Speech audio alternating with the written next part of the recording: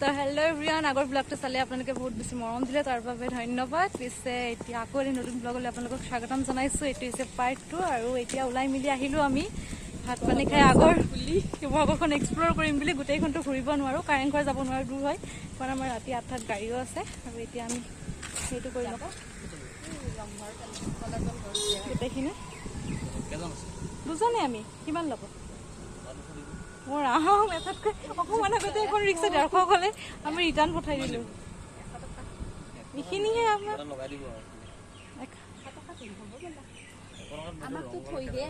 আমি এতিয়া যাম। এতিয়া আমি কি যাম? ৰংঘৰ, কাৰেংঘৰ, কাৰেংঘৰ নহয়, ৰংঘৰ, তলাতল ঘৰ, জয়সাগৰ পুখুৰী আৰু অ'কে।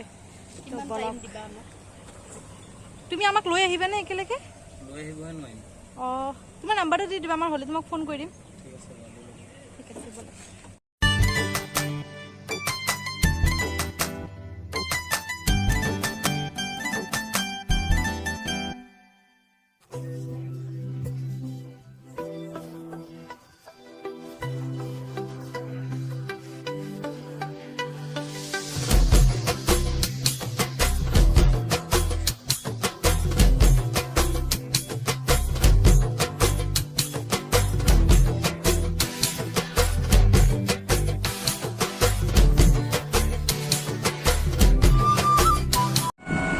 বাজিছে 4:30 আৰু 5টা বজাত বন্ধ হৈ যায় গেটবিলাক। আৰু আমি ৰংঘৰ পাম সপোনত দেখি থকা ফটোত দেখিছোঁ।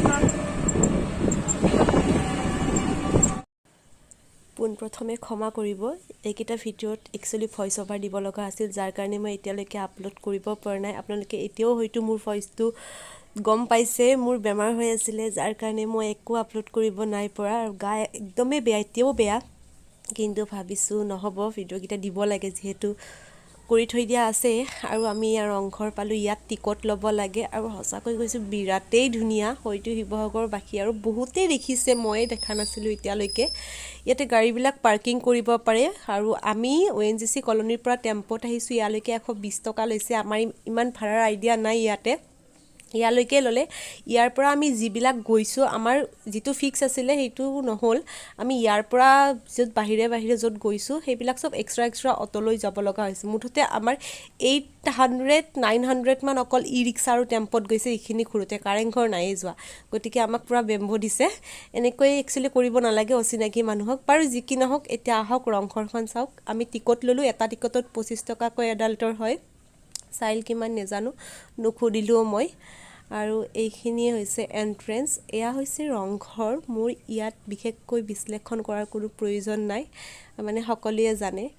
শিৱসাগৰৰ আটাইতকৈ ডাঙৰ বিহুখন ইয়াতে পতা হয়।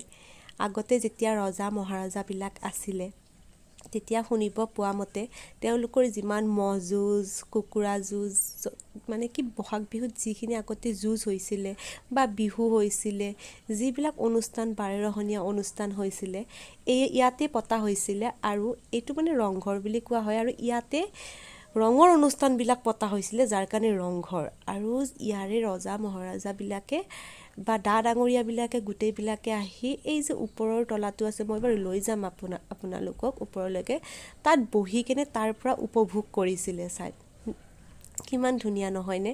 এনে ভাবকচোন, আজিকালিও যদি হল হয়, আজিকালিও হয় বাৰু, তাৰ ওপৰত গৈ কেনে অনুভৱ কৰে, মানে কি উপভোগ কৰে। এতিয়া মই গৈ আছোঁ ওপৰলৈকে। ইয়াৰে যিবিলাক ষ্টেপ হয় সেইবিলাক বহুত ওখ হয়। আপুনি হাই হিল পিন্ধি ইয়াত উঠিলে শ্লিপ হোৱাৰ চান্স আছে।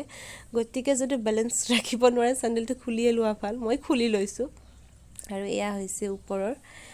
কিমান ধুনীয়া আছিলে ন? আগৰ মিস্ত্ৰীবিলাকৰ কথা ভাবিলে কিমান আৰ্কিটেক্ট আছিলে, বহুত ধুনীয়াকৈ বনাইছিলে। মানে এতিয়াৰতো মিস্ত্ৰীবিলাকে ইমান নোৱাৰে, যদিও ডিজাইনত ভাল, কিন্তু আগৰ দিনত মানে সুৰংগ টাইপ আছিলে। আৰু দেখিছেনে কিমান ধুনীয়াকৈ শিৱসাগৰৰ গোটেইখিনি দেখা পায়।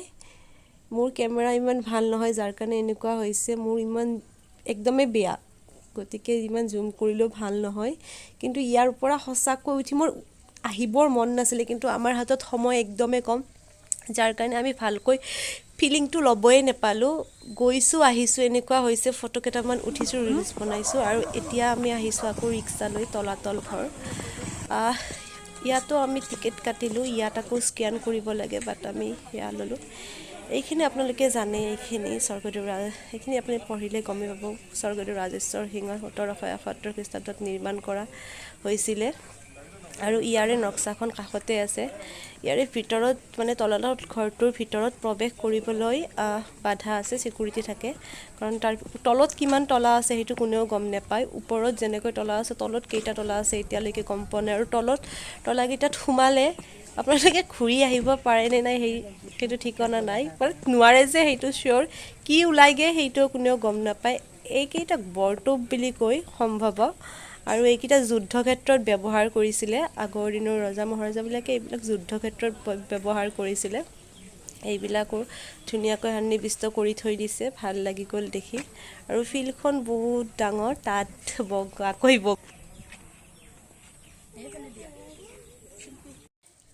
এগেইন কৈছোঁ, ফৰ দ্য ফাৰ্ষ্ট টাইম মই শিৱসাগৰ ভিজিট কৰিছোঁ আৰু তলাতল ঘৰ ভিজিট কৰিছোঁ, গোটেইবিলাক ভিজিট কৰিছোঁ। আৰু সঁচাকৈ ৰহস্যজনক, দেখিছেনে ওপৰত ইমান ধুনীয়াকৈ এটা নে দুটা তলা শ্ব' হৈ আছে আৰু তলত কিমান তলা আছে। মানে মোৰ কিন্তু কি জানেনে, এইবিলাক তললৈ গৈ এক্সপ্ল'ৰ কৰিব মন যায়। মৰাৰ কাৰণে মোৰ ইমান বেছি এটা ভয় নাই। মোৰ সৰুৰ পৰাই ইচ্ছা আছিলে অকণমান এডভেঞ্চাৰ ট্ৰিপবিলাক কৰা, কিন্তু ঘৰৰ পৰা অকণমানো এইবিলাক ক্ষেত্ৰত মানে অকণমানো মানে সেয়া নেপালোঁ।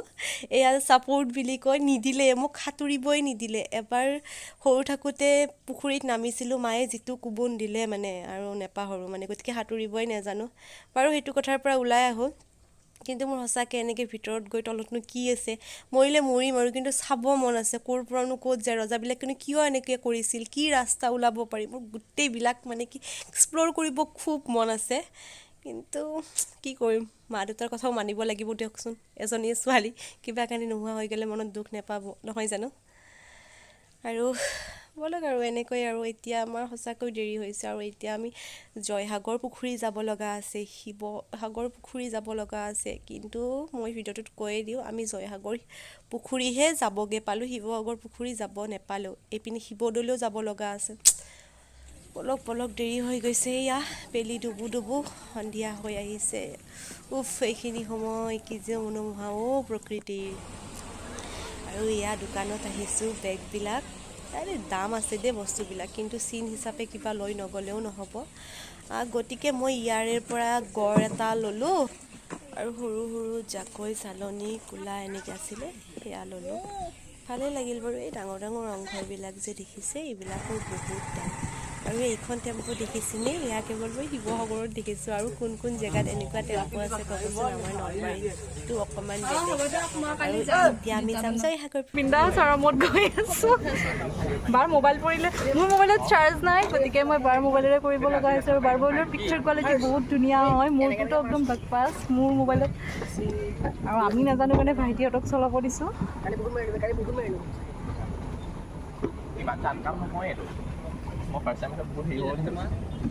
তোমালোক ক'ৰ পৰা আহিছা? ইয়াত যোৰহাটৰ পৰা? মই শিৱসাগৰ।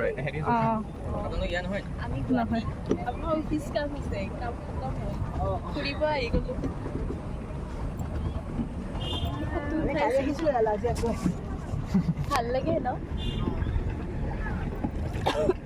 মই চান্দুবিত উঠিছিলোঁ, কিন্তু তাত শ্বিলং। হিষ্টৰিকেল নলেজ খুব বেছি এটা নাই, মানে অকণমানো নাই যদিও ক'ব গ'লে।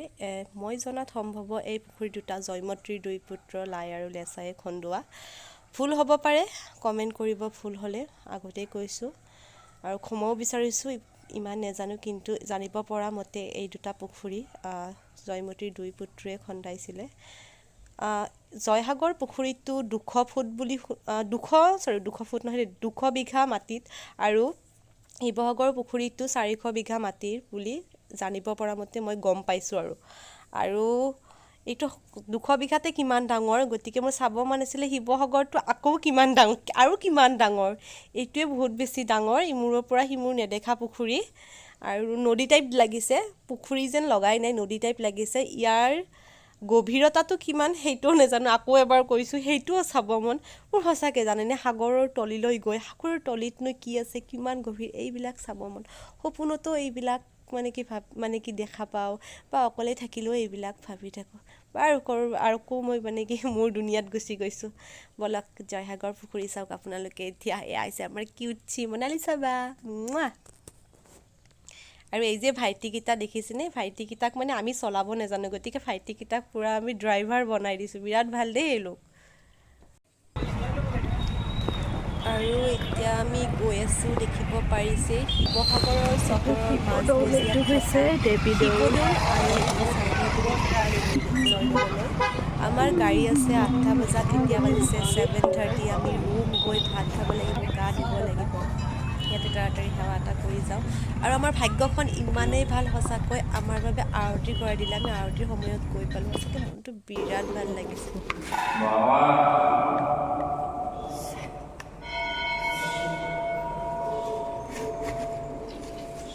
আমি গোটেই চাই মেলি আহি পৰা ফ্ৰেছ হৈ ইয়াতে ভাত পানী খালোঁ মোৰ মোবাইলত চাৰ্জ নাছিলে সেইকাৰণে আপোনালোক দেখাব নহ'ল লগত পাৱাৰ বেংক নাই এতিয়া মোৰ 25% চাৰ্জ আছে গতিকে ইমানখিনি আগলৈকে ভিডিঅ' কৰিব পাৰোঁ একো ঠিকনা নাই আৰু আমি ওলাইছোঁ বা তাড়াতাড়ি পানী ভৰাব গৈছে ইপিনে গাড়ীৰ পৰা ফোন কৰিছে গাড়ী আহি ৰখি আছে তো সোনকাল গৈ পাব লাগে বিৰাট দেৰি হৈছে জল্দি বলক শিৱসাগৰত ইয়াতে আৰু টাটা বাই বাই কৰোঁ